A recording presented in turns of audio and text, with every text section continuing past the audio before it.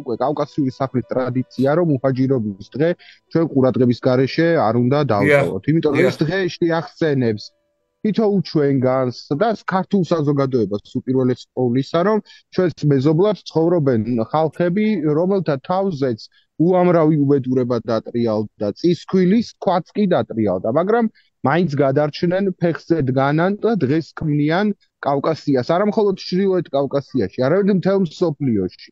და ინარჩუნებენ თავიანთ აი ამ მეხსიერებას დიდი ტანჯვის შესახებ. ესე იგი, ზოგიერთი ერი არის მსოფლიოში, რომელიც ამ ტანჯვაში ჩაიკირება და მეც სხვაზე არაფერზე არ ლაპარაკობენ, მაგრამ ეს მუჰაჯირობის დღე თან შეგვახსენებს იმას, რომ ამ დიდ გაჭირვებას ეს ხალხები, ჩერქეზები გადაურჩნენ მაგალითად. სხვა მუსლიმი ხალხები კიდევ კავკასიის ჩრდილო-აღმოსავლეთით გადაურჩნენ და დღემდე ფეხზე დგანან და მათი აი ამ ბედის გახსენება არის აუცილებელი, რომ მომავალში ესეთი საშინელება აღარ განმეორდეს და ადამიანებს თავიანთი, ასე ვთქვათ, ეროვნული პოზიციის გამო უნდა დაედგომებოდეთ იქ, სადაც არიან და რა ვიცი, უამრავი ამბავი არის უკვე მოთხრობილი მუჰაჯირობის შესახებ ჩვენს ლიტერატურაში, ჩვენს ირგვლივ აი ამ ჰუმანიტარულ სფეროში გამოკვლეული, მაგრამ მე თქვენ პირადად ბატონ მიხო, მადლობა მინდა გადაგიხადოთ, რომ მიხეილ ლოხვიცკი აამეტყველეთ ქართულ ენაზე, აამეტყველეთ ორი წიგნის სახით და ეს წიგნი კიდევ ესე იგი სამეცნიერო კვლევა ერთია, რაღაც აფხაზი ავტორები ვიცით, ვინც ამ მუჰაჯირობაზე წერს, მაგრამ რომ ასეთი ბიოგრაფიის მქონე ადამიანს რომ აამეტყველებთ, აი რაღაც ორმაგი იდენტობის მქონე ადამიანს,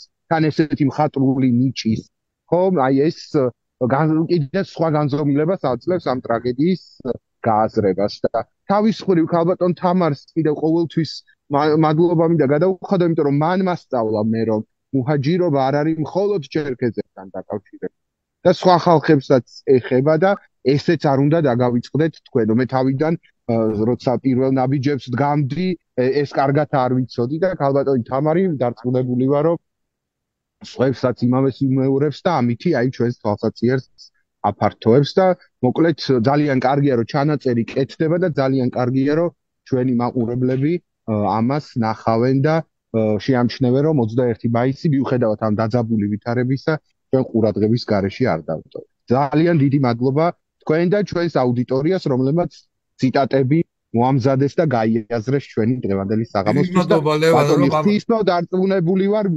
შესანიშნავ კონტურებს მიცემს აი ამ დისკუსიას. აუცილებლად.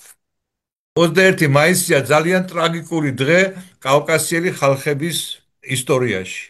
ეს არის რუსეთ-კავკასიის ომის დამთავრების დღე და კავკასიური სახლის და სახალხო უნივერსიტეტი ყოველწლიურად ატარებს ხოლმე აქციას სხვადასხვა ფორმით, რომ გამოუცხადოთ ხსოვნა ჩვენი მუჰაჯირებისა, რომელთაც თავიანთ დროზე დატოვეს თავიანთი სამშობლო, კი არ დატოვეს, ძალით აყარეს და გადაასახლეს, მოხდა მათი დეპორტაცია თურქეთში, საიდანაც ისინი მერე მთელ მსოფლიოში მიმოიფანტნენ და დღეს 50-ზე მეტ ქვეყანაში ცხოვრობენ.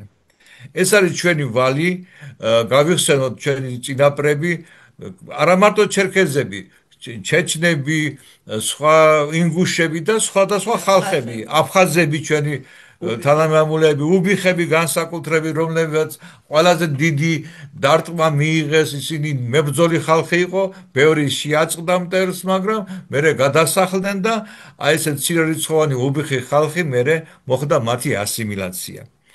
ხო და აი ამ დღეს უძღვნით ხოლმე ჩვენ გავდივართ ხოლმე ჩვეულებრივ ხან იმაზე მტკვარზე წყლის ყვავილებს გადავყრით ხოლმე სიმბოლურად, იმიტომ რომ ისინი ზღვით დაიღუპნენ დღემდე, ამას ყველგან აღნიშნავენ ჩერქეზები, წელს ეს ვერ მოხერხდა, მაგრამ სამაგიეროდ დღეს ჩვენ წავიკითხავთ ფრაგმენტებს ცნობილი ჩერქეზი წარმოშობის ცნობილი მწერლის მიხეილ ლოხვიცკის აჯუ გირეის მოთხრობიდან მეხთატეხა. ეს ძალიან ცნობილი მოთხრობაა, რომელიც თითქმის მხატვრულ დოკუმენტურად არის აღწერილი ის ამბები, რაც მაშინ ჩერქეზმა ხალხმა გადაიტანა ამ რუსეთ-კავკასიის ომის დროს, თითქმის 100 წელი ებრძოდნენ. ეხლა მე ბევრს აღარ მოვყვები, ამიტომ მე მინდა რომ სიტყვა გადავცე ჩვენ სახელოვან პროფესორს, მეცნიერს, ფოლკლორის, კავკასიოლოგს, ბატონ ღვთისმამის იმედიშვილს. მინდა მივესალმო კავკასიური სახლის სახალხო უნივერსიტეტის მსმენელებს, მის თანამშრომლებს, ყველას, ვინც ამჟამად გვისმენს და გვიყურებს. დღევანდელი დღე არის უაღრესად მნიშვნელოვანი კავკასიელი ხალხებისთვის, რადგან სწორედ აი ამ დღეს დამთავრდა ის დიდი კავკასიური ომები, რომელმაც დიდი უბედურება მოუტანა ჩრდილოეთ კავკასიის ხალხებს და უაღრესად მნიშვნელოვანია, რომ ჩვენი სტუდენტი ახალგაზრდები ინტერესდებიან აი ამ კავკასიის საკითხებით და საშუალება ეძლევათ, რომ გაიგონ და შეისწავლონ ის ტრაგედია, რაც მე-19 საუკუნის 60-70-იან წლებში დაარყდა კავკასიელ ხალხებს. ყველაფერი კი იმით დაიწყო, რომ ეს იყო დიდი ომი, რა თქმა უნდა, კავკასიელი ხალხების წინააღმდეგ და ბუნებრივი ამ ომზე არაერთი ლიტერატურული ნაწარმოები შეიქმნა.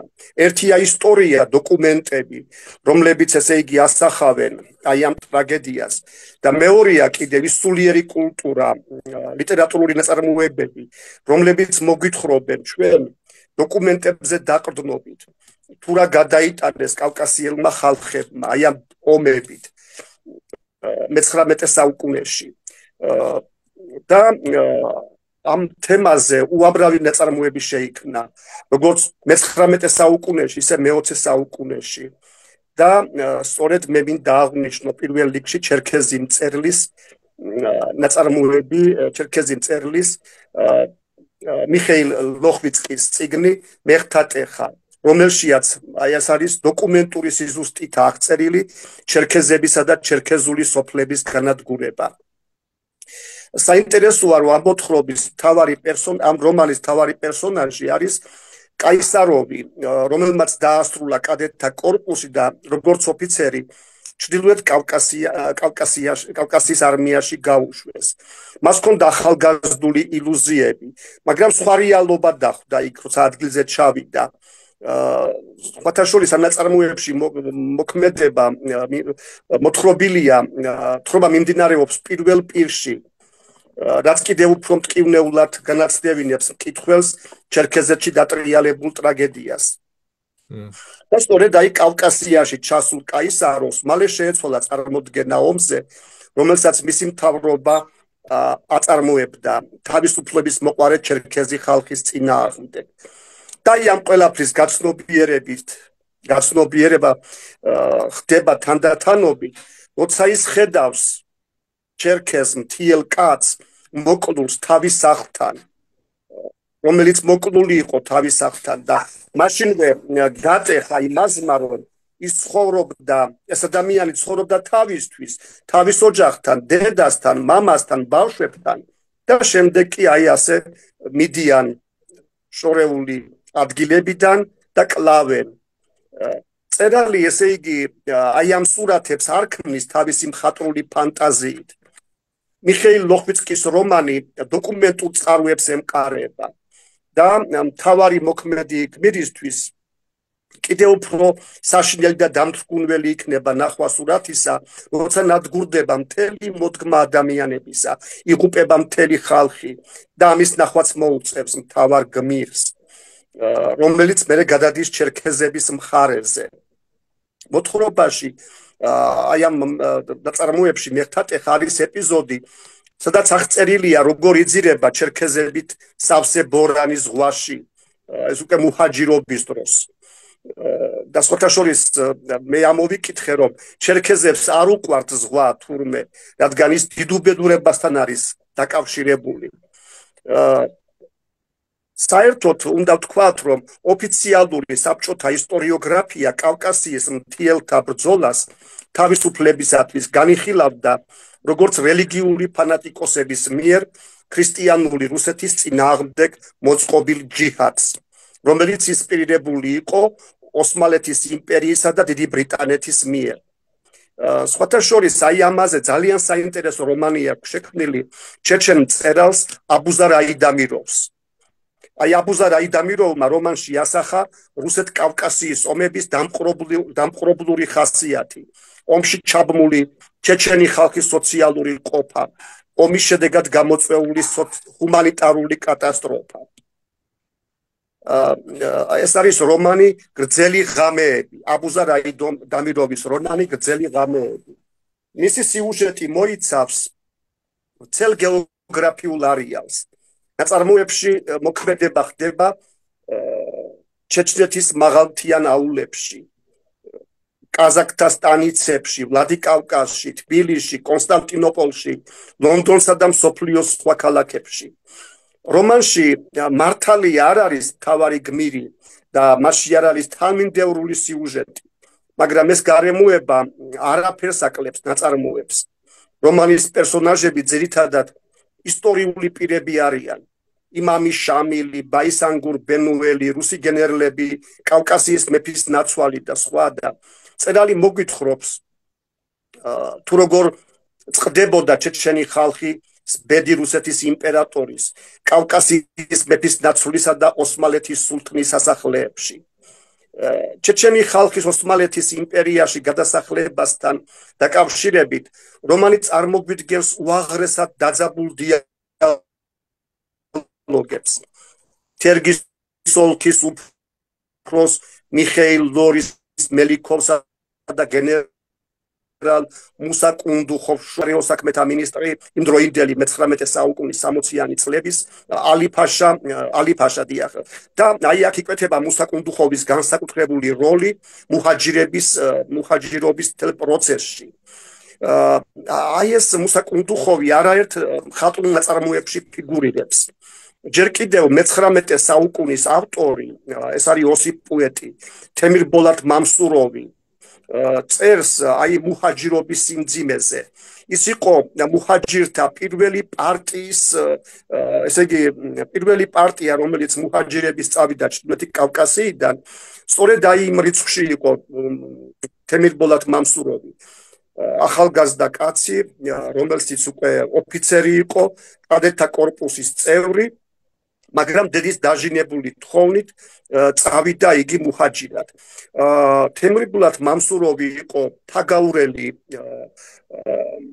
თაგაურელი დიდგვაროვანი, ოსი დიდგვაროვანი, მაგრამ დედამისი იყო მუსა კუნდუხოვის და. სწორედ დედის დაჟინებული მოთხოვნით წავიდა ოსმალეთში. ხლა მუსა კუნდუხოვს თავისი ინტერესები ჰქონდა. ის ცნობილია ისტორიაში როგორც სამი იმპერატორის მსახური. ის ემსახურებოდა რუსეთის იმპერიას და მონაწილეობდა ჩრდილოეთ კავკასიის დაპყრობაში. არაერთი ექსპედიცია მოაწყო მან ჩრდილოეთ კავკასიაში, ეს სამხედრო ექსპედიცია. ცნობილია, რომ მუსა კუნდუხოვი მონაწილეობდა 1859 წელს უნგრეთის აჯანყების ჩახშობაში და ამით იგი დაემხმარა ავსტრიის იმპერატორს და უკვე 1020 დამთავრდა კავკასიის ომი. მუსა კუნდუხოვი ხვდება, რომ ის საჭირო აღარ იქნებოდა რუსეთის იმპერიაში, ხოლო ოსმალეთში მის წინაშე უკვე ახალი პერსპექტივა იშლებოდა. ამიტომაც ის დაინტერესებული იყო ოსმალეთში გადასახლებით. დანაც თუ წაიყვანდა მთიელებს. ფაქტობრივად მრავალი ათასი მთიელი მოტყუებით წაიყვანეს ოსმალეთში. ეს იყო დიდი ტრაგედია. აი იდრის ბაზორკინია, ინგუში კლასიკოსი მწერალი.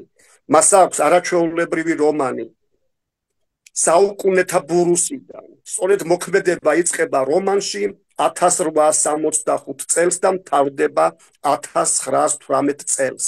სწორედ მუჰაჯირობით იწყება. პირველი ინგუში მუჰაჯირები, როგორ მიდიან მუსა კუნდუხოვთან ერთად მოტყუებით ოსმალეთში, ალაჰის ქვეყანაში. და ერთი საინტერესო მომენტია იქ საქართველოს შემოდის, იქ ძალიან საინტერესოდ, რადგან ეს მუჰაჯირთა პირველი პარტია ოსების, ინგუშების და ჩეჩნების სწორედ დარიალის ხეობით წამოვიდა საქართველოს გავლით. და აი ეს უზარმაზარი კოლონა გაჩერდა სტეფანწმინდაში. და ეს მთავარი პერსონაჟი, მთავარი მოქმედი გმირი თურსი, რომელიც ცოლთან ერთად მიდის მუჰაჯირად ოსმალეთში, იმდრით შვილი შეეძინა და დატოვა სამშობლოში. ყველა ხო არ წავიდოდა მუჰაჯირად. და ეს მეუღლე არის ჩარდახზე ურემში, თვითონ დადარდიანებული ზის ურემთან და ხედავს რომ მასთან მიდის მოხევე. და ეკითხება რამე ხომ არ უჭირთ, რამე ხომ არ ჭირდება. და როცა გაიხედა თურსმა დაინახა რომ ყოველ ურემთან თითო მოხევე იდგა და აცილებდნენ მუჰაჯირებს. და უკვე ბინდდებოდა ღას აღარ მოიყო და მოულოდნელად ზარების ხმა შემოესმა. საიდანღაც მაღალი მთიდან ზარები გუგუნებდნენ და გაიხედა თერგს გაღმა მთაზე და დაინახა რომ რაღაც სანთლებით იყო განათებული ეკლესია. ყველა კარგად ვიცით ეს არის გერგეტის სამება და ზარების ხმა იქიდან ისმოდა გუგუნებდა და მწერალი აღწერს საოცრად როგორ აძლევდა ექოს ხეობა და მთები ამ ზარების ხმას და თურსმა ჰკითხა მოხევეს რომ დღეს თქვენ დღესასწაული გაქვთ? ეკითხება მოხევეებს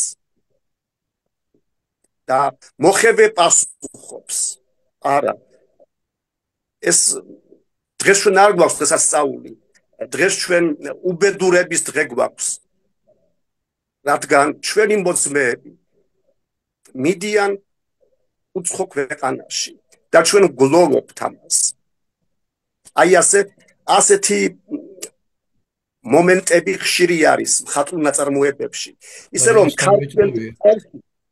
ქართველი ხალხი ამას განიცდიდა ჩვენთვის ცნობილია იმდროინდელი პუბლიკაციები ქართულ პრესაში როგორ გამოეხმაურა ილია ჭავჭავაძე აფხაზი ხალხის მუჰაჯირობას როგორ იცავდა ქართველი ინტელიგენცია ამას და ბუნებრივია აუცილებელია რომ ჩვენმა დღევანდელმა ჩვენმა ახალგაზრდებმა ეს იცოდნენ ძალიან კარგად რომ ჩვენ უნდა გავიზიაროთ ჩვენი მეზობლების სიხარულით და ჩვენი მეზობლების ტკივილით.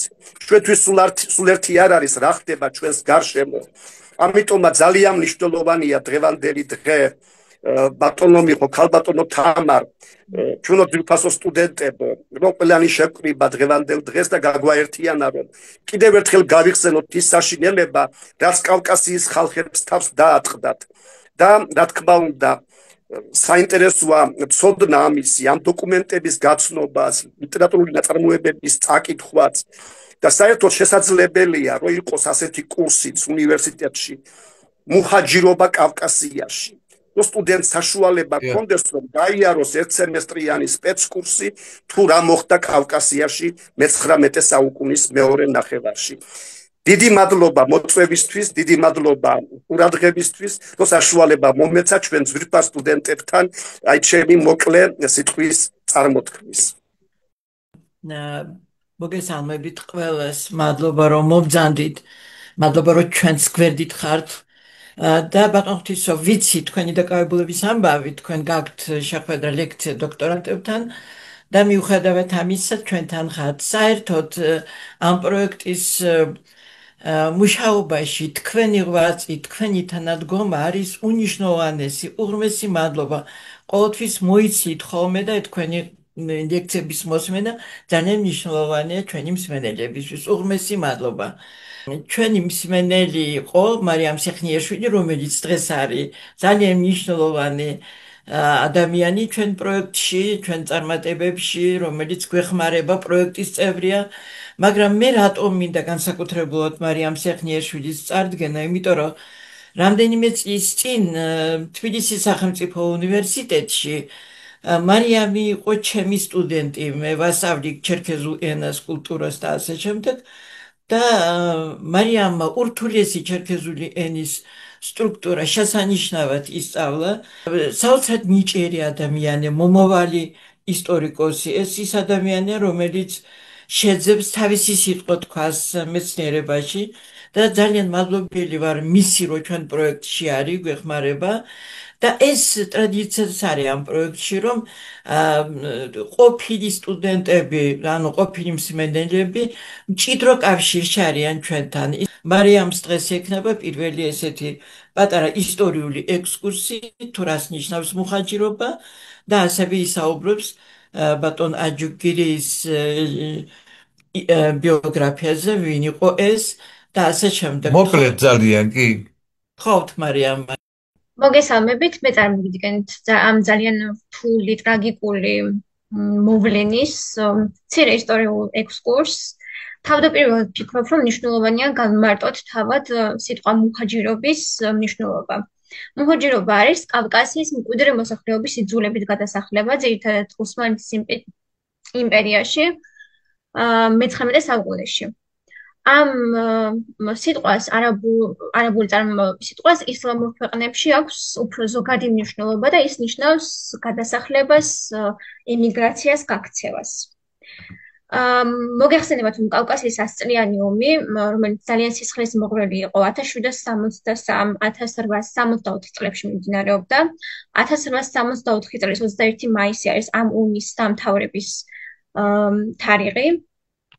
და აქვე უნდა აღნიშნოს, რომ 1859 წელს მოხდა ჩრდილო-დასავლეთ კავკასიის დამარცხება რუსეთის მიერ, ხოლო 1864 წელს უკვე ჩრდილო-დასავლეთ კავკასიის დამარცხება და სწორედ ეს თარიღი არის 21 მაისი. აქ მნიშვნელოვანია გავთვალისწინოთ თუ რომელი სახელმწიფოებიც ცდილობენ, რომ კავკასიის რეგიონში თავიანთი დომინანტობა გამოაჩინონ. პირველი, რა თქმა უნდა, ეს არის ოსმალეთის იმპერია, ირანი, რომლებიც უკვე დასუსტებულები არიან და მათთან ომებში რუსეთის იმპერია წარმატებას აღწევს და ამის შემდეგ ის უკვე ცდილობს დაიკავოს კავკასიის ტერიტორია, რადგან ეს არის ძალიან მნიშვნელოვანი მათთვის, რომ მიიღოს გასასვლელი შავ ზღვაზე, ასევე ეს ტერიტორია დაიმორჩილოს და აქ მცხოვრები ხალხიც.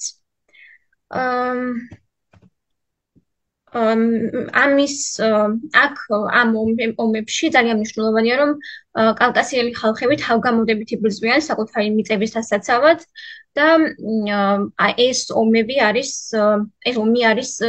ესე ვთქვათ, სავსე ამ ხალხთა ძალიან დიდი თავგანწირვითა და გმირობებით.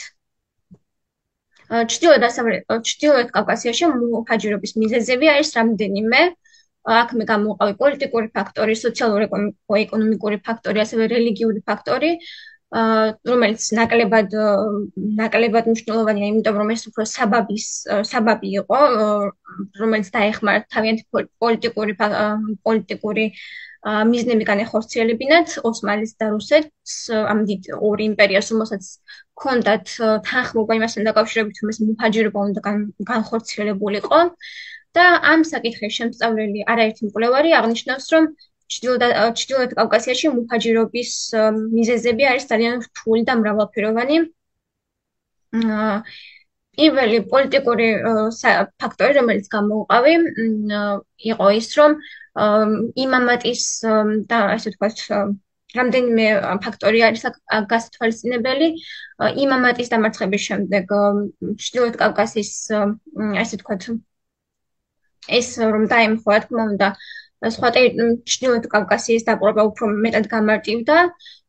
რუსეთის მთავრობის გადაწყვეტილება მთიელების ვაკეზე გადასახლების შესახებ ესეც ძალიან მნიშვნელოვანი იყო, იმიტომ რომ ამის შემდეგ უკვე ხდებოდა მთიელთა განიარაღება, რადგან მოგეხსენებათ, რომ მთაში უფრო რთული არის, ესე ვთქვათ, სამხედრო შეტაკებები და მთაში უფრო მარტივად ახერხებდნენ თვითონ ჩრდილოეთ კავკასიელები რუსეთთან ესე ვთქვათ გამარჯვებას. რუსეთის მთავრობა თვლიდა, რომ ჩრდილოეთ კავკასიელების ნაწილის განძევნა დააჩქარებდა რეგიონის დაპყრობას. კავკასია გათავისუფლდებოდა მოუსვენარი მოსახლეობისგან, რომელიც ყველაზე ნაკლებად იყო მიდრეკილი ყუბანის სანაპიროზე დასახლებისკენ. გარდა ამისა, რუსეთი ფიქრობდა, რომ რუსეთის იმპერია უკმაყოფილო იყო იმით, რომ მთის მოსახლეობა ნაკლებად იყო მის მიმართ ლოიალური. რუსეთის იმპერიის მეთაურები ფიქრობდნენ, რომ რუსეთ-თურქეთის კიდევ ერთი ომის შემთხვევაში ოსმალეთის იმპერია კავკასიაში აჯანყებულ ჩრდილოეთ კავკასიელ მოსახლეობას სათავისოდ გამოიყენებდა და ოსმალეთის მთავრობა მუჰაჯირების სახით მიიღო ძალიან მნიშვნელოვანი სამხედრო კონტინგენტი. ოსმალეთის ადმინისტრაცია ცდილობდა რუსეთ-თურქეთის საზღვრის გასწვრივ ჩამოესახლებინა ეს მოსახლეობა, რომელიც რაღაც თუ დასჭირდებოდა ოსმალეთის იმპერიას, მის საკითხილდღეოდ დასასარგებლოდ გამოიყენებდა. რაც შეეხება სოციალურ ეკონომიკურ საკითხს და ფაქტორებს, აქაც რამდენიმე მნიშვნელოვანი მომენტია გასათვალისწინებელი.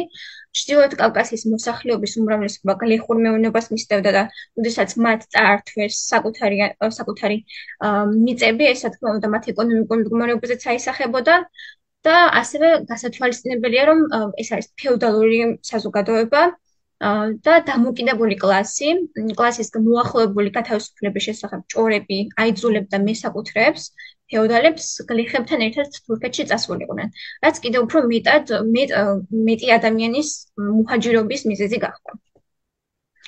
და რაც საბაბად გამოიყენეს და აქ უფრო პროპაგანდისტვის ძალიან მნიშვნელოვანი იყო ორივე სახელმწიფოსთვის. ყოველი მაჰმადია ესეთი პროპაგანდისტული ქადაგებები ჰქონდათ, რომ ყოველი მაჰმადიანი, რომელიც რუსეთის უჯრედულ ხელმწიფისა და კანონების მხარდაჭერაში დარჩებოდა, სულით და ხორცით წარწმუნდებოდა. ამიტომ ისინი უნდა ოსმალეთში გადასახლებული იყვნენ, სადაც თავდაპირველად რა თქმა უნდა გაჭირვება იქნებოდათ, შიმშილი, სიცივე, უბედურება, მაგრამ ეს იქნებოდა სულის მაცხოვნებელი.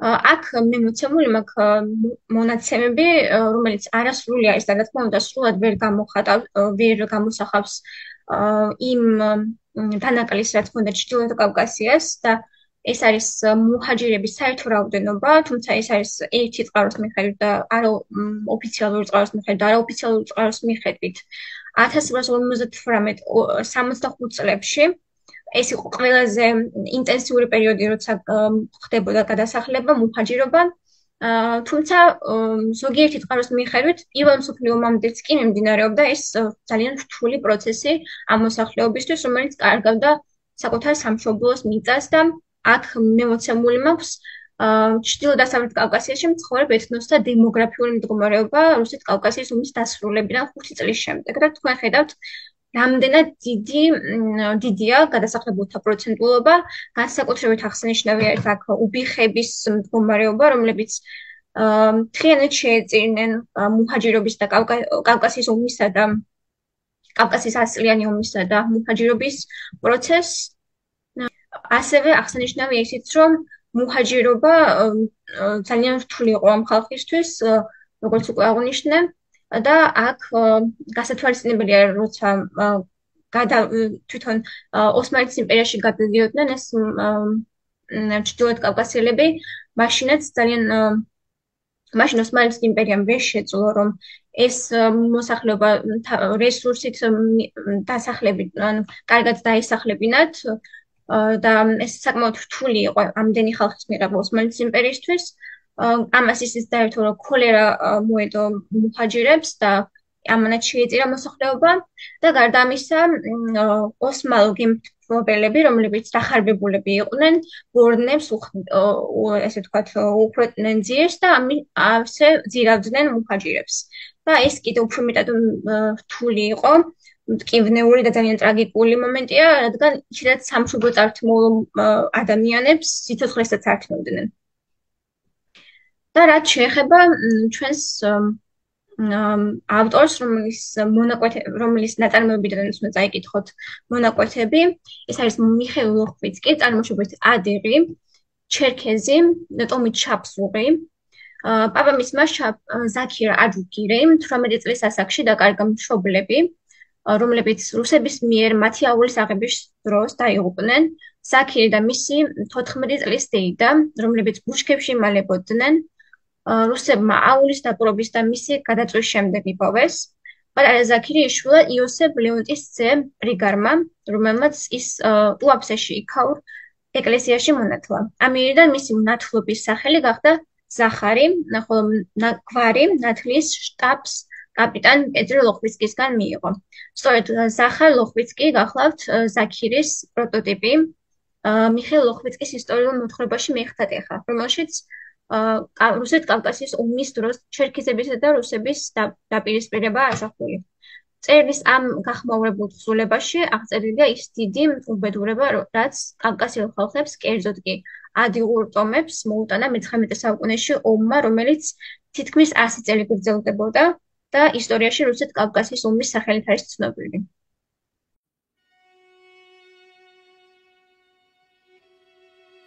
მიზეზი, რომელმაც მე სახელმწიფო დამნაშავე იაკოვ კაისაროს მხედრული მოვალეობის ღალატისა და სამეფო გვარის წევრის შეურაცხყოფისათვის არც თუ ისე შორეულ მხარეში, კერძოდ ზემო ტუნგუსკაზე, ან როგორც მას ტუნგუსები უწოდებენ, ანგარაზე განმოსახლებულ კაცს, ხელში კალამი ამაღებინა რამდენიმეა. უფრო სწორედ თავი და თავი მიზეზი ერთია. ოღონდ მისგან გამომდინარე მოსაზრებანია საკმაოდ ბევრი. გადაწყვეტილება, რომ ფურცლებზე გადმომეღვარა ნაგრძნობ და ფიქრალი, როგორც ახლა ვხვდები, თანდათან მწივდებოდა ჩემს გულში. და სინდისის იდუმალი კენჯნისაგან, იმ გამუდმებული ტკივილისაგან წარმოიშვა, რამაც ასე გამომფიტა და ლამის ბერიკაცად მაქცია ეს შუახნის კაცი. გულისხმობ არა მარტო ჩემს პირად სინდის, არამედ იმ ზოგად სინდისსაც, რომლის ნაწილაკი არის თქვენშიაც, ჩემშიაც და ყოველ ადამიანშიც. ჩვენს მრავალტანჯულ ხალხში იგი გაცნობიერებულად არ არის გამოხატული. ჯერაც თვლემს და თუ კი ვლინდება ხოლმე ყოფაში, მარტოოდენ ლოთობის მახინჯი ფორმით ხავ ვლინდება, ჩაისხამს გლეხის სტომაქში არაღს. ბოლცზე ორთავიანი არწივი რომ ახატია, შემოიფხრեց კულზე პერანგს და ბღავის ტკივილისაგან. ბიძგი, რამაც მაიძულა მაგიდას მივჯდა მოდი, გახდა ის, რომ უეცრად გადავწყვიტე აქედან გაქცევა. იმდენად გაქცევა არ მომინდა, რამდენადაც იქ, იმ მხარეში ჩასვლა, სადაც ჩემი ცხოვრება ისე ძირფესვიანად შეიცვალა, რომ ახლა მე თვითონაც ძლივს დამიჯერებია. ყველას ახასიათებს ამგვარი უცაბედი აფეთქება, განსაკუთრებით რუს კაცს, რაც ამ ქვეყანად ვარ, ბევრი არ მქონია ესე აფეთქებანი.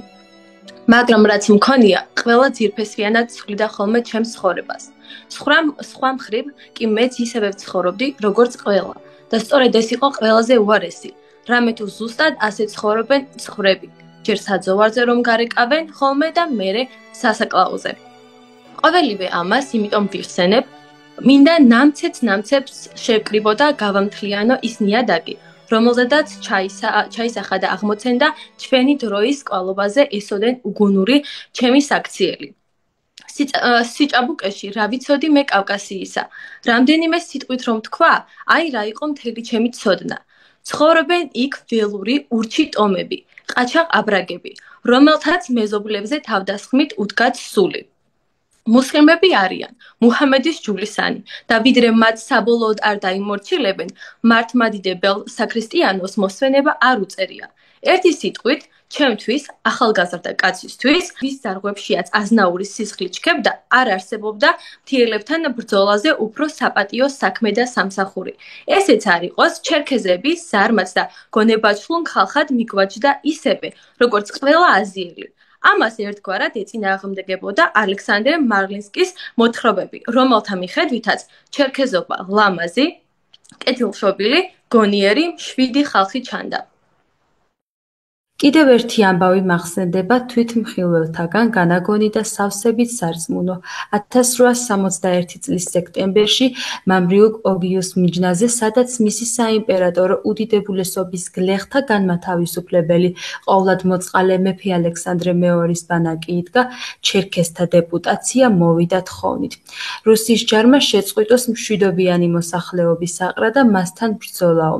მეფემ არც კი ათხოვა ყური, ისე თქვა. იქ დასახლდით, საღაც გიბრძანებენ, ანდა თურქეთში წადით. ზურგი აქცია ჩერქეზებს და გავიდა. როცა მთელმა ამალა მეფეს მზერა მიაპყრო, მან ხელი აიფარა აცრემლებულ თვალებზე და ხმადაბლა მწუხარედ წარმოთქვა. აღარ შემეძლო ამ უბედურ ტანჯულთა ცქერა. სულ თავიდან თუ გინდა აი როგორ იყო საქმე, ჩერქეზები სულ მუდამ თავისუფლად ცხოვრობდნენ, არავის ანებებდნენ თავიანთ მიწა-წყალს. აქეთ კიდევ ეკატერინე დედოფალს ჭკუაში არ დაუჯდა ზაპაროჟიეს კაზაკობამაც, რომ თავისუფალი ცხოვრება ააწყო. ადგა კავკასიაში გადაასახლა ეს კაზაკები, იმედი ჰქონდა დაერევიან ერთმანეთს, სულ დღნის გაადენენ და აქეთ კაზაკები გაწყდებიან და იქით ჩერქეზებიო.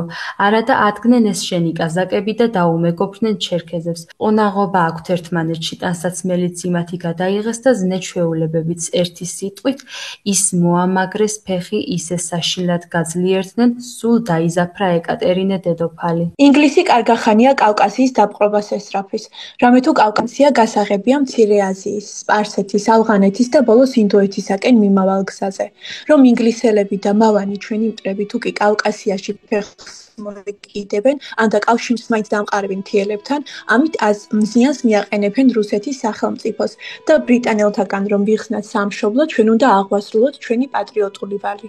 არქიმანდრიტ ევგენის ზემოთ მოყვანილი სიტყვები რომ გავიმეოროთ, უნდა გავანადგუროთ რუსეთის მტერთა ბუნაგი. დავინახე ბალახში წაქცეული, ტანსაცმელ შემოფლეთილი, თავგადაპარსული კაცი, ფაფახი გადასწრო და იქვე დაუვარდა. შავი, საშინლად მშვიდი თვალები ჰქონდა, წამის წამზე უქრებოდა თვალის ჩინი. ეს კაცი ჩემმა ტყვიამ წააქცია და მეც შეშინებულმა, თავზარდაცემულმა, გაცოფებულმა უკვე წაქცეულს რამდენჯერმე ვკარი ხმალი მუცელში. ჭრილობებიდანაც მაშინვე მის ფეხებსა და ბალახში გადმოიშალა რაღაც ლორწოვანი, მრგვალი, ორთქლიანი. აი თბილ წყალს ორთქლი რომ აუახოლმე. უცებ მივხვდი ნაწლავები იყო და უკან გამოვხდი. უნტერ ოფიცერს მივაწყდი. მან მოწონებით თუ საყვედურით მითხრა, ეს რა უყავით? შამილის დატყვევების შემდეგ აღმოსავლეთ კავკასიაში ომი ძირითადად დამთავრდა. 1861 წლის ბოლომდე დაღესტანსა და ჩეჩნეთში თუ ხდებოდა ისევ პატარა-პატარა ბრძოლები. ჩვენი სარდლობა გადამწყვეტ შეტევას აპირებდა იმიერყუბანისპირეთში, რათა შემდგომ წლებებში კავკასიონის მთავარი ქედის ჩრდილო ფერდობზე მოსახლე მთიელთა და შავი ზღვისპირას მცხოვრებ ტომთა გადასახლება შესდგომოდა.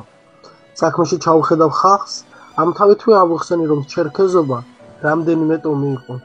შაფსუღები, ჟანეეველები, ბჟედუღები, ნატუხაელები, ყაბარდოელები, ტემირგოეველები, აბაძახეები, უბიხები და სხვები. ამ ბოლო დრომდე ჩერქეზულ ტომებში ყველაზე უფრო მრავალმრიცხოვანი შაფსუღები იყვნენ. ახლა ისინი თითქმის აღარ დარჩნენ, ისევე როგორც უთუოდ უბიხებიც. სისტემის თავი და ბოლო კი ის იყო, რომ ჩვენ კაფავდით ტყეებს, შევდიოდით აულებში, გადავბუგავდით იქაურობას და ყანა-ბაღებსაც ვანადგურებდით. მთიელ ნადავლს რა თქმა უნდა უფროსობა იტაცებდა. თანაც ყველაფერი უფროს უმცროსობაზე ეკიდა. შტაბის ოფიცრებს მეტი ერგებოდა თხოლმე, ობერ-ოფიცრებს ნაკლები. ბევრი რამ ცხადია საკუთარ უნარსა და სიმარდეზეც იყო დამოკიდებული. აულს რომ დავიპყრობდით, თარჯიმნის მეშვეობით ვუბრძანებდით მთიელებს, ან ყუბანის ზეგნის მწირ მიწებზე დასახლებულიყვნენ ჩვენი გარნიზონის ზედამხედველობით, ან და თურქეთში წასულიყვნენ. ფიცხელი ბრძოლის შემდეგ, რომელიღაც აულში შევედით და ჯარისკაცებს ვუბრძანეთ ცულისთვის მოეკიდათ ხელი. ასეულს, რომელშიც მე ვიყავი, წილად ერგო მთის ფერდობზე შეფენილი ბაღის გაჩეხვა. ამისთან აქამდე არაფერი მენახა, ან თუ ნახე არ დავაგვირდი. ფერდობზე ტერასებად ჩარიგებული იყო შესანიშნავად მოვლილ გახარებული ვენახი, უფრო დაბლა ძირებს შემობარული მსხლის, ვაშლის, ატმის, ალუბლის, თუთისა და ალუჩის ხეები იდგა. იქვე ჩანდა ტანაყრილი კოწახურის ღმარტლი და ჩემთვის უცნობი რაღაც ბუჩქები, ნაყოფით დახუნწლული. ცხოვრობდა კაცი თავისთვის, თავის ოჯახში, თავის დედასთან, მამასთან, შვილებთან ერთად, მერე კი საიდანღაც მოვედი მე, სწორედ მე და მოვკალი იქ. შაფსუღებში არ იყო ადამიანის სიკვდილით დასჯა, წამება, არ ჰქონდათ ციხეები, არ იცოდნენ ძარცვა და ქურდობა. ამის მოწმე მე გახლავართ. ზოგი თვლიდა, რომ ჩერქეზებს თემური წყობილება ჰქონდათ. ამბობდნენ, რომ ამ საუკუნის დასაწყისში მეზობელ ხალხთა ფეოდალური ზნეჩვეულებების გავლენით ჩერქეზეთში სასოფლო თემმა დაშლა დაიწყო. დუბროვინმა 5 წლის წინათ სამხედრო კრებულში ასეთი დასკვნა გამოიტანა. ხალხში, რომელსაც არავითარი ხელისუფლება არ გააჩნია, თითოეული საკუთარ თავსა და სარგებლიანობაზე უნდა ზრუნავდეს. თავის ინტერესთა შესაბამისად უნდა ამყარებდეს კავშირ ურთიერთობებს და სიტყვის ძალას საამისოდ იყენებდეს.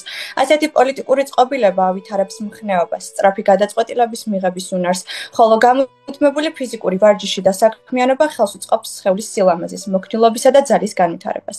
ამ ამბებზე რომ ვფიქრობ, რისი მოწმე და მონაწილეც მე ვყოფილ ვარ, ჩემს თავს ვეკითხები. ესეც ხომ არ იყო ერთი მიზეზთაგანი, რის გამოც ჩვენი იმპერია შაბსუღთა მოსპობას ასე ესწრაფო. ემსახურებოდა. შაბსუღების თავისუფალი ყოფა დამონებულ რუს გლეხს უდიდეს ცდუნებად რომ ესახებოდა. ალბათ საშიში იყო მონარქიისთვის. კაცობრიობის მთელი თვალმისაწვდომი ისტორიის მანძილზე შაბსუღთა დამორჩილება ვერც მონღოლებმა შეძლეს, ვერც ალექსანდრე მაკედონელმა და ვერც ყირიმის ხანმა. ჩვენც ვერ შევძელით მათი დამორჩილება, ნაწილობრივ ამოწყვეტეთ და ნაწილობრივ გამდევნეთ ისინი. 840 წლის წინ ზამთარში მთებზე დიდი თოვლი დადო და ჩერქეზებს საშინელი შიმშილობა დაატყდათ. თარჯიმნები გამოგვიგზავნეს, სურსათ-სანოვაგეს ითხოვდნენ საჭმელს ბავშვებისა და ქალებისთვის, მერე ტყავში, თაფლსა და საქონელში გაგეცვლითო. რასაკვირველია, გააგდეს ერთ თარჯიმნები, მაშინ ჩერქეზებმა თავდასხმა სცადეს, ლაზარევის ფორტში ყველა ამოხოცეს და სურსათ-სანოვაგეთ წაიღეს. მერე მურდებმა ველიამინოვის სიმაგრე გაძარცვეს, გაზაფხულზე კი მიხაილოვსკის რიგიც მოვიდა. საკურდაევი უცებ შეფხიზლდა, ახლა ერთ კომედიას მოგიყვები. ერთხელ შაბსუღებმა და აბაძეღებმა ნავაგინის ფორტს შემოუტიეს. ადგა გარნიზონის უფროსის პრინსიპიკის ცოლი, ძალიან მამალი ქალი იყო და პირდაპირ ტყვიების სეტყვაში ქოლგით გავიდა ციხის გალავანზე. დაინახეს თუ არა შაბსუღებმა, რასაკვირველია, მაშინვე ალყა მოხსნეს და ფორტს გაეცალნენ. ნახევარსაათის შემდეგ კი პრინსიპიკის შემოუთვალეს, ჩვენ ქალებს არ ვეომრვითო. მერე ამაზე გენერალ-ლეიტენანტი რაევსკი ხუმრობდა, ჯობდა ჯარების ნაცვლად აქ ოფიცერთა ცოლები ჩამოგვეყანა რუსეთიდან. ჯიგიტები ეგრევე ბოდიშს მოიხდიდნენ. მინდორს გავხედე, ხალხი დავინახე. კაცები და ქალები მთიელთა ტანსაცმლით მოსილნი. ჭერეხად იწყნენ, ზოგი ცალკე, ზოგი ორ-ორად, სხვები ერთად ჩარიგებულნი. პირქვე გვერდზე მოკუნტულნი და კერძე ხელებ დაკრეფილნი. ამდენი მკვდარი ერთად არასდროს მენახა. რამ დახოცა ეს ხალხი? დენთის აფეთქებით რომ მომკვდარიყვნენ, დასახიჩრებულნი იქნებოდნენ. წარმოვიდგინე კიდეც, რასაც დამართებდა კაც დენთის აფეთქება. არც სოფის ტყვიით ჩანდნენ მოკლულნი. რას ნებამ, შავმა ჭირმა, ქოლერამ დააფინა აქ ეს ხალხი. აი, საიდან მოიტანა გვამისუნი გულში მხარმა. აქ კი, ახლოს რომ ვიყავი, სულ ვერ გრძნობდი რაიმე სუნს. შემკითხველი მზერით შევხედეთ საკურდაევს, მაგრამ იგი სადღაც შორს, მინდვროს ზემოთ იყურებოდა. მაშინ ფელდეფელს მიუბრუნდი. მან ჩემკენ გადმოიხარა მაღლა აწვდილი თავი და ისე, თითქოს შიშობს, მკვდრებმა არაფერი გაიგონონო, გულდაჯერებულმა წამჩურჩულა. სამოთხეში მოხვდებიან ყველანი. ყველა მთიელს სახე მზისკენ, აღმოსავლეთისაკენ ჰქონდა მიქცეული. მაშა სადამე ავადმყოფობამ კი არ მოცელა ისინი, თვითონ სიკვდილამდე დაწვნენ ასე. საკურდაევი მინდორზე გავიდა. გვამებს ისე გადააბიჯებდა ხოლმე თითქოს მორები არიანო. მეც ხელის დაქნევით მომიხმო. თავს ძლია და წავედი. ოღონდ ვცდილობდი გვამებზე კი არ გადამებიჯებინა, გვერდი ამევლო. ფელფელის გამომყვა, ზურგს უკან მესმოდა მისი არათანაბარი სუნთქვა. ერთ მიცოვილ თოგანს, რომლისას კი ვერ განსაცვლე, რადგან სახეზე ფაფახი ეფარა, უუნაგირო ლურჯა ადგა თავს. რაღაც უცნაურად იდგა, ფეხები განგან გაებოძისგებინა და თავი ჩაექინდრა. კარგად რომ დავეკვირდი, შევნიშნე, უსაშველად იყო ქანს გაწყვეტილი. რუხმო თეთრო ტყავზე ნეკნები ამოსჩეროდა. ხერხემაზე მიჰკროდა მუცელი. მივხვდი ასე, იმიტომ გაედგა ფეხები სისუსტისგან არ წაქცეულიყო. იდგა და თვითონაც პატრონთან ერთად კვდებოდა. გვერდი აუარენ უცვალებულს. ცხენთან მივედი და ხელი შევახე შუბლზე. ზედ რომ ფაფრის თეთრი ბუძგი ჩამოშლოდა. ცახცახმა გადაურბინა მთელსტანზე. თვალებიდან რამდენიმე კურცხალი გადმოედინა და პატრონის სახეზე დაფარებულ ფაფახს დაეცა. საკურდაევმა კვლავ გამოფრთხილება თასიახლევი და ძირს. მიწაზე მანიშნა. ჩვენს ფეხით ერთ რიგად ოთხნი იყვნენ, იწვნენ. თეთრ წვერა, ფაფახიანი ბერიკაცი. ღაზლის თავსაფრით პირმობურული მოხუცი ქალი. თავსაფრიდან გრძელი, შეჭაღარავებული თმა რომ მოუჩანდა. მოწიფული ყმა. გვერდზე რომ იწვადა, ისე მოკუნტულიყო მუხლები ნიკაპზე მიეტანა. და ახალგაზრდა ქალი. ბეშმეთი და პერანგი რომ გაიღება და თეთრი, დაცვარული მკერდი მოუჩანდა. ოდნავ გაიხსნა მაგრად მოკუმელი გაგეების კუთხეები და ასე უძრავი რომ არ ყოფილიყო, იფიქრებდით იღუნებაა. ცალი ხელი გვერდზე გადაიგდო. ბავშვის პერანგი ჰქონდა მომუჭული. მიმოვიხედე, ბავშვს ვიძებდი, მაგრამ აღარსად ჩადა. ახლა ხალხს დავაწყობდი. დავამაზი იყო. ძელი და ხშირი წამწამების ჭრილი მომედოდებინა ფეთქერისა და ხაწებზე. პატარა პირი ჰქონდა, სწორი და თხელი სფერი. პატარა ყურები, ერთზე ხშირი წაფისფერი ყუილები ეფარა. სახეც თითქოს სპილოს სულისაგან მახენდა კარი. მკვდარი რომ ასეთი იყო, დამშვენიერი იქნებოდა ცოცხალი. მის ტანსაცმელსაც დავაკითხავით. გარდის ბეშმეტზე ვითელის საკითხი ჰქონდა. მაღალსაყელოიანი პერანგი. თემისგან დავიწროებული შეიძუში. პატარა ფეხებზედაც ლამაზი თეთრი წაყები. დედა მუდამ ასეთ ფაფიზად იცვამდა ხოლმე, ხოლო სიკვდილის სიმჩარის ვახდები, რათა გამიზად წასწონდა ალას. აფანასი იგნატიევიჩ, კვლავ შევეხმიანე ბერიკაც. იგი მკვეთრად მობრუნდა და იმავდროულად უცებ შეიზრა დედაბრის გვამი. მოულოდნელობისგან ისე შევკრთი, გამობრუნების ძალაც კი არ მქონდა. დედაბერი შეიძრა, სახიდან თავმალი მოიძრო, ისე გულგრილა და უგულისყურო ჩემოგყედა, თითქოს ათრთილები ყოფილიყავით. რაღაც წაიბუტყუდა და ისევ დაიშფარა თავშალი. ხელს ნუ გვიშლით, გვაცალეთ სიკვდილი, ნელა, სიტყვა-სიტყვის წარმოთქმა საკურდავიმა და მივხვდი დედაბრის ნათქვამი გვითარგმნა. ყელში გორგალი ამომაწვა, მოხუც მთიელ სახეზე დაღლილობისა და ყოველივესაგან განდგომის ისეთივე დაღი ესვა, დედაჩემს რომ შევნიშნი მამაჩემის გარდაცვალების შემდეგ. დაბადებიდანვე ვიცოდი, ადამიანის სიბერით, ავადმყოფობით, ტყვიითა თუ ხანძვლით, საწამლავით, ზღვაში გემის დაღუპვითა თუ ხანძრით კვდებოდა. აქ კი იმიტომ იხოცებოდნენ, რომ სხვა გზა არ ჰქონდათ სიკვდილის გარდა. უკიდურესი საზოწარკვეთილებისაგან კვდებოდნენ, თანაც თითო-თითოდ, კი არა, მთელი ოჯახებით ქრებოდნენ ნელ-ნელა. თვით სიკვდილსაც უცნაური ერიედო. მან ყოველგვარ აღწერასა და ამბობზე უკეთ ამიხსნა ჩერქეზთა უდიდესი რწმენა იმისა, რომ იგი კი არ გაქრებოდნენ, სხვა სამყაროში გადავიდოდნენ და იქ განაგზობდნენ სიცოცხლეს. გმადლობთ. ჩერქეზები რაღაცაზე გაცხარებით ეკამათებოდნენ თავისიანს. იმას ცხენი რომ ეჭირა. შორიდან რაც კი გავარჩიე, ყაბარდოული ცხენი იყო. ჯუბგას გავდა. მთიელი უარის ნიშნად აქნევდა თავს. არ ეთანხმებოდა დანარჩენებს. საკურდავემაც უთხრა რაღაც, მაგრამ მთიელმა გაუღიმა და კვლავ თავი გააქნია. ცხენს ხელი გაუშვა. ზურგს უკან ედგა თეთრი ცხენი. თავი პატრონის მხარზე ჩამოედო. ჩერქეზები კანჯოში ჩასხდნენ და ნაპირს გასცილდნენ. როცა კანჯო გემს მიადგა და ხალხიც გემბანზე ავიდა, ნაპირზე დარჩენილმა მთიელმა თოფი გადმოიღო. ჰაერში დასცალა. მოიქნია და ზღვაში ჩააგდო. მერე ქამარხანჯალით მოიხსნა. ისიც ზღვაში გადააგდო და ფერდობი ჩაირბინა. ზღვის პირს მიადგა. მოისმა სტვენა. ცხენმა ისკუპა და ძირს პატრონთან ჩახტა. მთიელმა კისერზე მოხვია ხელი, ტალღებში შეიყვანა და თვითონაც შესცურა. ვიფიქრე, გემთან მივლენ და თურქები ორივეს აიყვანენ მეთქი, მაგრამ ცხენის ფაფარს ჩაჭიდებულმა ჩერქეზმა გემს ჩაუარა და წინ გასცურა. ნელ-ნელა შორს და შორს მიცურავდნენ კაცი და ცხენი, ხან ქრებოდნენ ტალღებში, ხან კვლავ ჭდებოდნენ, სანამ სულ არ მიიკარგნენ თვალსაწიერზე. მოუბრუნდი, წამოსვლა მინდოდა და ბუჩქებში მიწოლილ ადამიანს კი წავაწყდი. სახეზე ხელი შევახე. მკვდარი იყო. ტანში ჟრუანტელმა დამიარა. მომაკვდავმა და ცნობა მიხდილმა ალბათ მარტოოდენ სიცოცხლის ინსტინქტის კარნახით შეცვლო მინდვრიდან გამოცოცება. საეჭვოა ამ ყრუტევრში ჯარისკაცებს გვამიეპოვნათ. ძლიე თავს. მიცვალებულს დავწვდი და რაკი სულაც არ იყო მძიმე ადვილად გადავიტანე მინდორში. თავისიანებთან დავასვენე. ყველაფერი რაც კი გულში დამიგროვდა, ყელში გორგალივით ამომაწვა. უცებ ამოსკდა და ქვითინი დავიწყე. ვისაც როცა უკვე შეიძლებოდა შემჩნევა, რომ ოზერმის ოდნავ მომწვანო თაფლისფერი თვალები ჰქონდა, ვკითხე. მამა შენს რა არ გაყევი თურქეთში მეთქი, ჩაფიქრდა. მამა ჩემმა თქვა, კაცი სიცოცხლე მზის ამოსვლა და ჩასვლა, ბევრი შავსუღი წავიდა, მზეს უნდა დაეწიონ. ჩემი მზეც მალე ჩაისვენება და ჩემი ადგილი მათთანა. ახალგაზრდა რომ წავიყოლო, იგივე იქნება დიდ მზეს ამოსვლა არ დავანებო.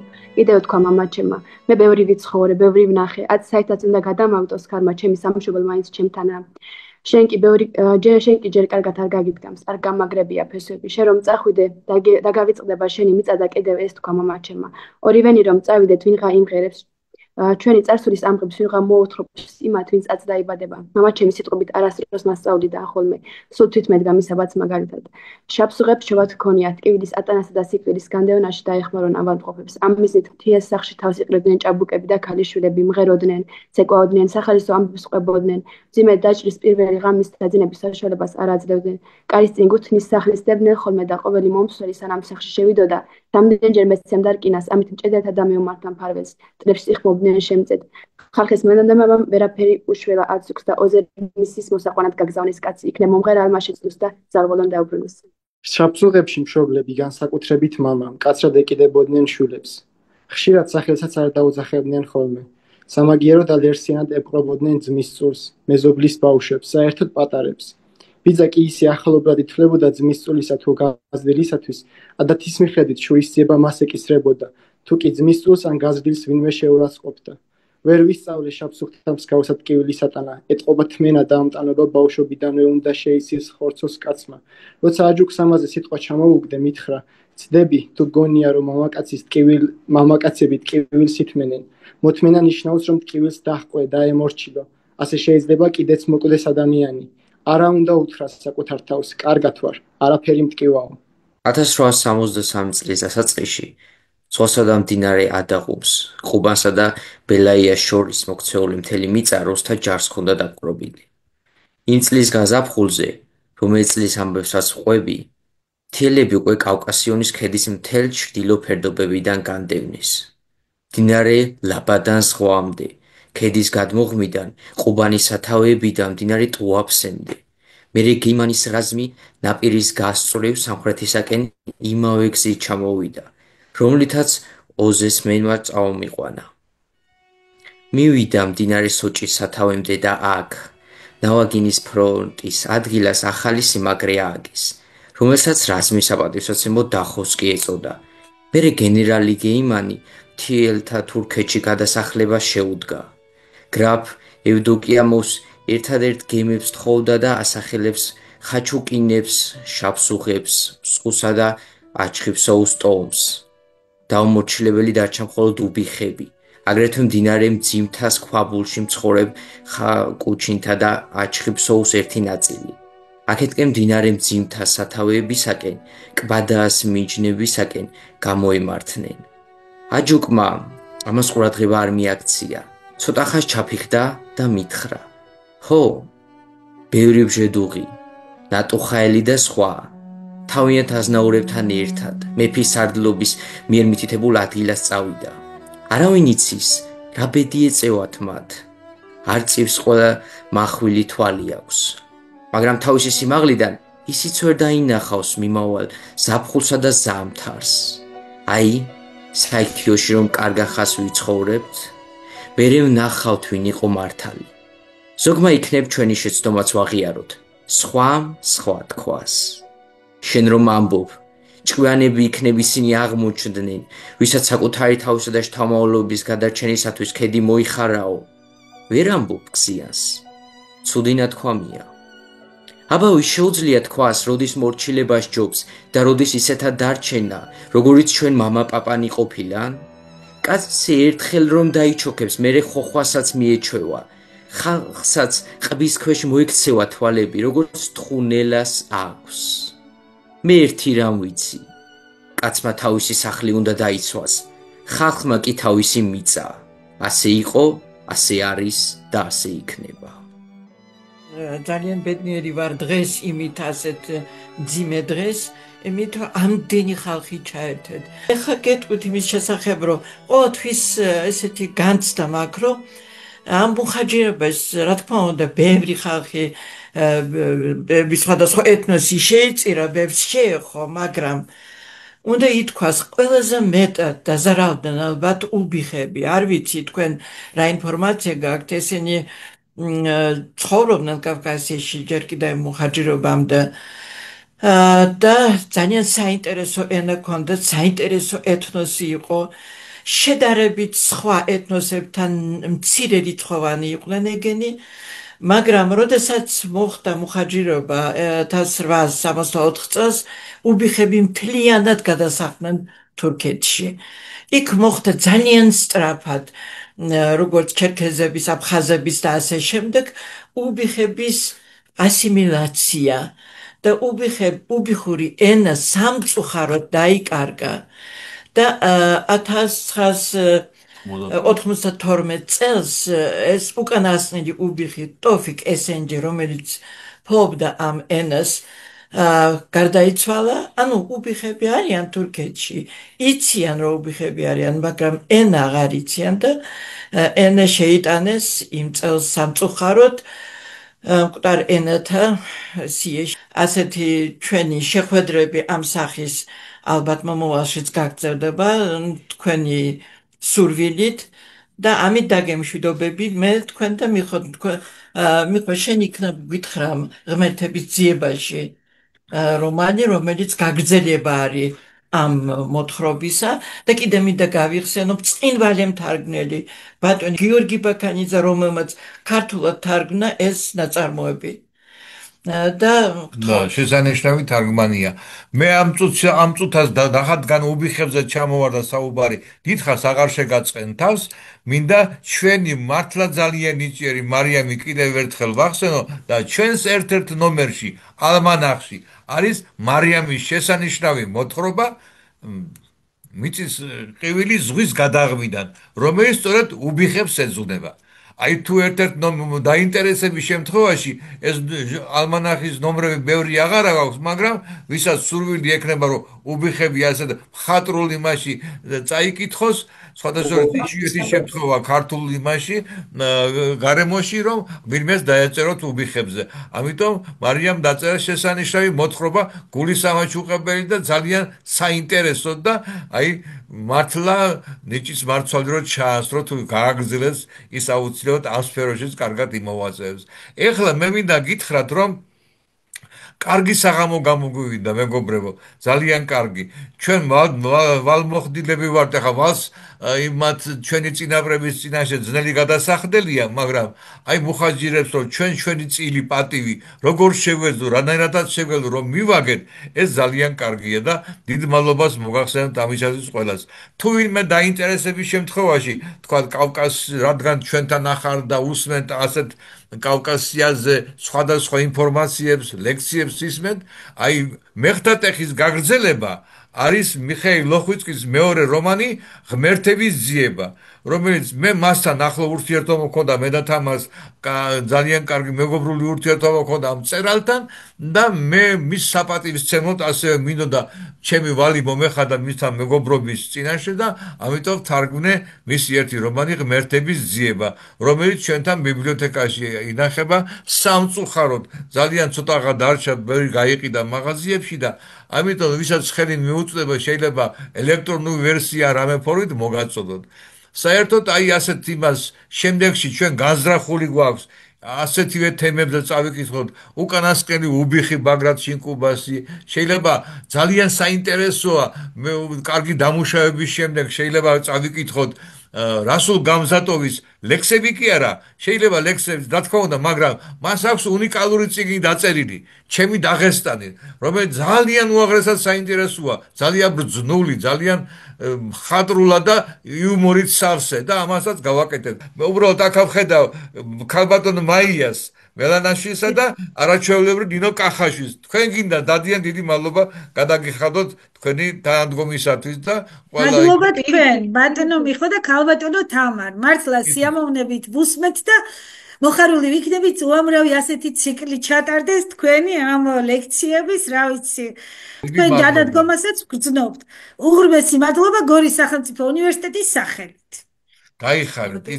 პირველი უდიდესი მადლობა თქვენ ქალბატონო თამარ და ბატონო მიხო, იმიტომ რომ ეს არის დარწმუნებული ვარ თქვენი იდეა, თქვენი დიდი შრომა და მართლაც დასაფასებელი ღვაწლი და ბავშვებისგანაც ზუსტად იგივე განცდა წამოვიდა, რომ თუ არა თქვენ, მე დარწმუნებული ვარ, რომ რა თქმა უნდა თქვენი გუნდი, მე დარწმუნებული ვარ, რომ ასეთი სულში ჩამწვდომი საღამო ვერ შედგებოდა, იმიტომ რომ მართლა ძალიან მძიმეა კავკასიელი ხალხის ხვედრი, აი ამ ჩრდილო კავკასიელი მცირე ერების, რომლებმაც დიდი ტანჯვა გადაიტანეს და დიდი მადლობა იმისთვის, რომ გვახსენებთ ამას ყოველ წელს.